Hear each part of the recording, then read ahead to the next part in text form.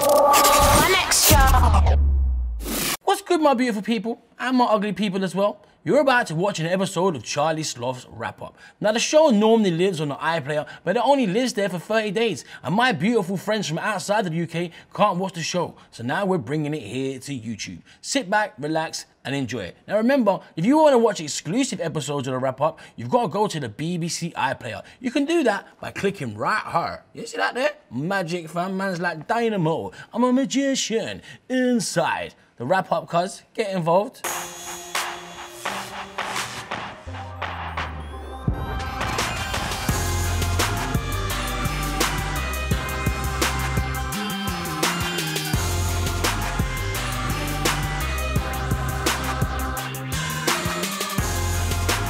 Welcome to another amazing episode of Charlie Sloth's Wrap Up, your weekly dose of everything you need to know about in the world of hip hop, rap, and grime.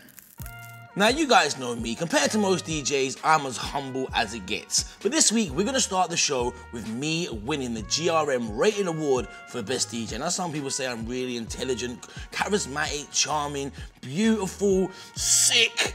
Me, I'm cool with just being award-winning Charlie. I'm Charlie Sloth. I'm fat, I'm good looking, and I'm the best DJ in Europe, man.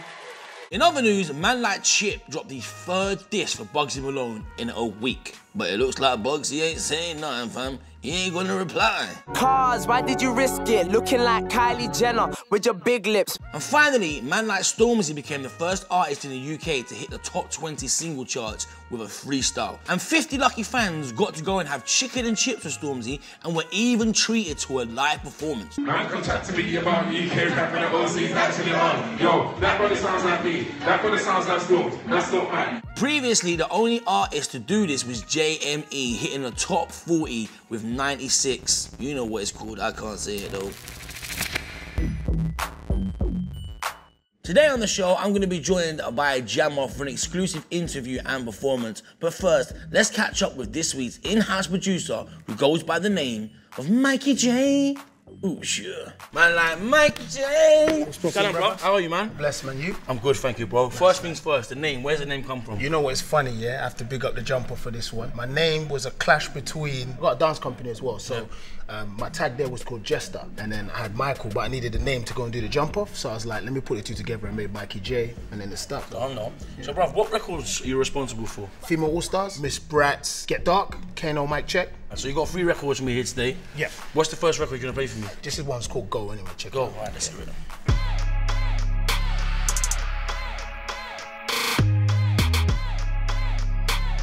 Hey, that is mental, bro. The sub, the little breaks in the beat, the snare rolls, the production is mad on that, bro. That Appreciate is that, mad. brother. This one's called Zone. I was in that. You hear that? You hear it anyway. I was in this kind of funky zone.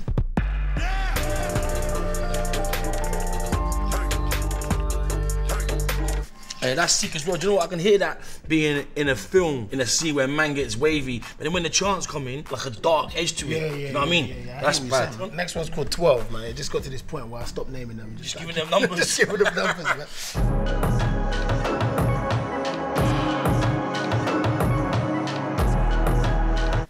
Hey, that is proper sick, man. It's like very cinematic as well. Like the mood change, bro. The mood changes like several times. I mean, for sure. This is the one thing I say. Like being a producer, there's people that make beats, but you got to think about the experience. You got to think about the whole picture. Do you know what I mean? It's a tough one between 12 and Go. But just because of the 808 sub on Go, we're gonna go with Go, man. All right, let's go. Big record, bro. I know. Oh gosh, man like Mikey J. Throughout the entire show, you're gonna hear Go. Ooh, sure. Now, when it comes to freestyle platforms, there's only one that really matters. Only one that fulfills the needs of all the people that need those bars that smash your face to bits. Yes, I'm talking about Fire in the Booth. And this week, we thought, let's pay homage to Stormzy. Top 20 in that, done know. So here's what happened when man like Stormzy smashed up the booth.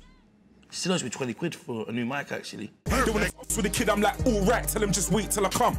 Used to walk with a pump, now I'm calling my mum like, yo, I'm on Radio 1. That's Mr. Jam and that's Semtex, Sloth, Target and Cameo too. Now these niggas wanna try and come to my vids for some pics and a cameo too. I'm like, where was you when I started? No, where was you in 08? Like, forget all the beef when I'm past it. I'm a grown man, so I don't watch face. Check it. Wait, nah, put your money where your mouth is. I don't wanna talk about them. How they gonna put money in my trousers? Look, I ain't trying to get caught like them. My big bros putting money into houses. You made all that dough just to go and buy clothes and put your last money in your outfit. That's not real. Little man, allow it. We stay chill. See me where the south is. Put down your gun. Put down your knife. Let's have a fight. Don't be a coward. Most of these bad boys ain't got a heart, just a knife and a scarf, and they think they're about it. I'ma tell you like a man told me, if that boy there's weak more time, he's the loudest. So there you go, that's what you're getting from this week's Fire in the Booth. Remember, you can check out the full thing on the Saturday Night Rap Show, BBC Radio 1 and 1 Extra from 10 p.m. But right now, I'm joined right here by the one and only, the legendary Jammer. Yeah!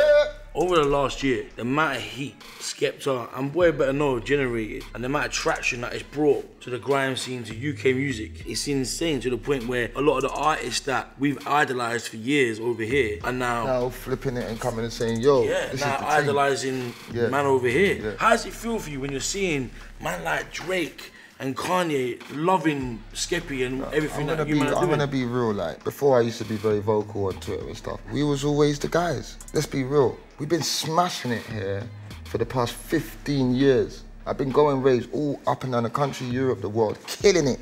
People know, man, they know what's going on, they respect, man. The way the UK is, they don't put their own people on a pedestal. Over here, it's like the corporations that own and have most of the investments and money to put into the artists, they're fans of these people that they're never gonna get to meet. So they've got a job. Who are they gonna tick onto the box to come in the office? They're gonna get the guy that they're most likely never to see. And you know, they wanna tell their kids that they had a selfie with them. They're still a fan of us, but they just wanna meet Drake or they wanna meet Jay-Z because they wanna hang out with those people. That's their dream and come through. Rather than Jammer from East London down the road, can't they? They don't care about that. The reason why things are getting a lot better now is because the people that are working in these jobs are now becoming younger, and they're people that grown up on me, or Skeppy, or you. They're grown up on man. And then on top of it, you got everybody who these other people are looking up to, turning around saying, no, they're the guys. The guys that was right in front of your face all the time. They was even trying to ask you for a little help. So you've got to either bite your lip and come back cool and say, maybe I made a mistake, or you just got to pretend you didn't care, and you still don't care, and you're never gonna care. All my life, I've just done music just because I want people to say, right, that's sick, you're sick, like, I love it. It wasn't for money, it wasn't for... Obviously, all this stuff comes into play when it becomes your life and it's all you do and you have to make money and you have to pay your bills. But initially, all man wanted everyone to say is, no, you man are sick, this is nang. And that's finally happened. Now, when I make music, I feel like people are actually, like, listening properly. Now down at BBC Radio 1 Extra, that red light is forever on, to the point where certain men think it's actually Amsterdam. Oh, could you even imagine that? And this week, we caught up with Pro Green and Rudimental. Check this out. Oosh. When Zayn left the band, my whole world fell apart. I know how Perry feels, he really broke my heart. Then I logged onto Facebook and saw a sad status. It said the One Direction were taking a hiatus. So go ahead, take a little break, have a rest and recuperate. Just make sure that you do come back. I can't wait 10 years like I did with Take That. No more wasting time. We can go all night. Hey, I just wanna feel your body on me.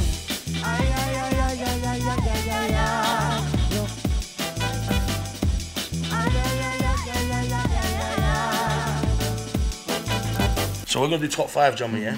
Top 5 UK records of all time. Personal to you.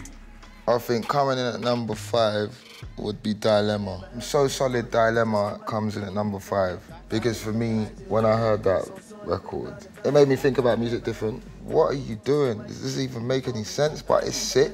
I didn't know what was going on. And then when I caught on to what was happening, I actually wanted all music to sound like that.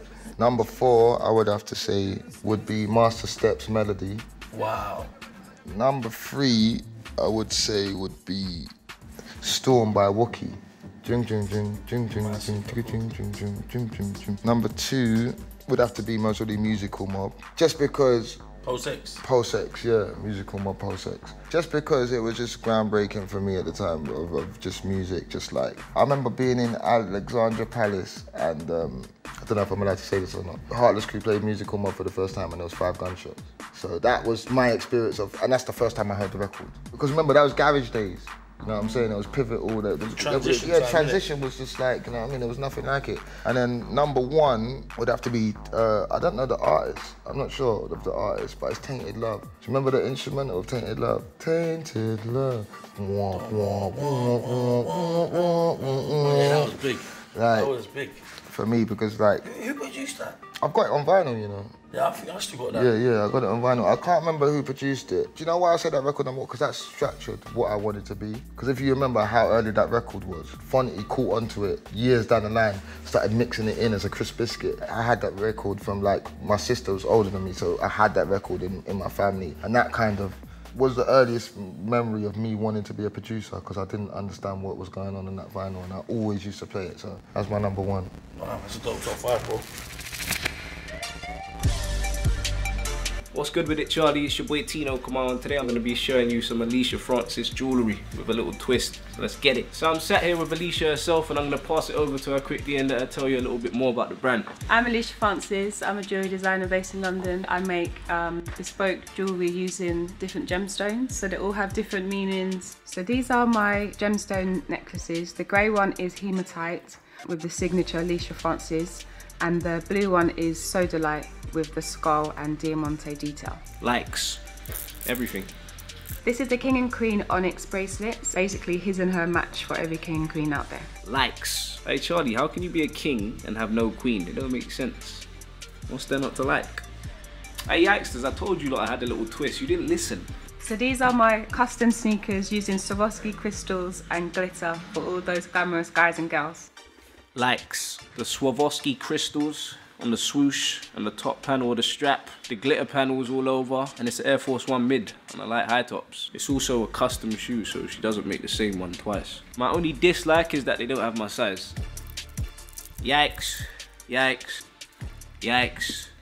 ELISHA Francis, you did your thing, everything, yikes. Thanks for that, Tino. Come on, more dope drops next week. Ooh, sure. So Jammer, from the new generation, like a featuring in Lord of the Mic 7, who would you call in 5 years' time? You're gonna still be here and you're gonna be a problem. I would say Mez, because when I see Mez, I see what I saw when I first saw Dizzy Rascal, I see what I saw when I first saw Kano. And not even just see it, I feel it, the feeling, the vibe, when I'm saying the lyric, like how much I know you mean this bar. Whatever frustration it might be, problems in your life, whatever it might be that's behind that, that's giving you that drive to do it, that Mez has got that. Even with Mez's clash, I told him a day before the clash. He wrote his lyrics all in one night. He wasn't onto me about some big, massive paycheck. You know what I'm saying? He was here to show that I'm one of the greats, and that when I showed it to Jamie Skep and I played it on the tour bus and everyone, they said straight away, he's one of us. Do you know what I'm saying? So same again, like why I keep bigging up Mez as well. It's like after Skepta and Devilman clash, basically I had the whole scene clashing on Lord of the Mics 2. If you look back at Lord of the Mics 2 now, you'll see MCs you didn't even know that had clash. After Volume 2, Skepta done the headline with Devilman. Then MCing started getting to like where you could get money from it and things were happening for guys, you know what I'm saying? And Lord of the Mics, it had kind of done its job. It had birthed the whole scene. Labels came involved, record deals come involved, big money publishing deals, TV adverts, syncings, you name it. Festivals, all this other stuff that come in, that people started getting a taste of good money. You might have made a decision, just like Dizzy said, I decided to be a pop star. And I come that far, I've done all the underground stuff and I'm here, I'm a pop star now and that's what I'm doing. The Chipmunks of the world, you know, went and done Opsy Daisy, whatever. That's cool by me, because if you wanted to do grime, like you said, I've bought him, we done Pepper Rhythm and dropped it and done that whole wave and kind of supported the grime thing. Still to come on the show this week, we've got an exclusive live performance from Jammer and friends performing Royal Rumble. Plus, we get all the gossip from our US correspondent, Valerie Lora. But right now, let's get back to Jammer. What initially happened was the music got neglected. Everybody started wearing big chains, buying cars and having a lot of stuff that American videos have and stuff like that. What was happening was the culture was getting neglected and it started to change the face of what the artists looked like. Like the whole wave that Skepta's brought it back round to with the tracksuit mafia, like you see Boy Better Know, all black tracksuits. All of that got lost because everybody had too much P. And I'm not saying this for the better or the worse or whatever, but it changed and it wasn't so good for the underground music scene. When Lord of the Mics come back, It reminded everybody that, oh, rah, there is still an MC out there that's just got a tracksuit that wants to tear your head off with bars, you know what I'm saying? I'll never forget Wiley phoned me up straight away as soon as Lord of the Mics 3 dropped, because the buzz on the internet and everything, just for grime music, our instrumentals, our music, how we look, nothing, no flashiness. It was trending. I think I went top 20 twice. This is just what needed to be done to get control back of our scene and to be in control again. You've done it. I need to bring back Eskimo dance. Phoned up Cheeky, looped me in on a call. Boom, got back Eskimo dancing, proud. Dropped that. Boom, big people's coming out again, fulling it out, sold out free. The scene started to thrive again, it started to bubble. And the last thing that was happening, I remember I was sitting down with Sam and I was like, Sam, we're close, man. We just need to get like everybody that was doing grime before, like DJ Rascals, Chipmunk, to spitting over the beats. And you know, even if Tiny Temper like jumped on the, we just need to push our music, innit? And Skepta come through. Skepta went and made That's Not Me. What he was basically trying to say is at the time, all the money that man was making and buying all this Louis and Gucci, and what are man really doing? Because remember, all these youths are looking at man, you know. What are we showing them? And the Skepta was like, you know what? I'm gonna dash all this in the bin, you get what I'm saying? And it changed the face of the underground music scene.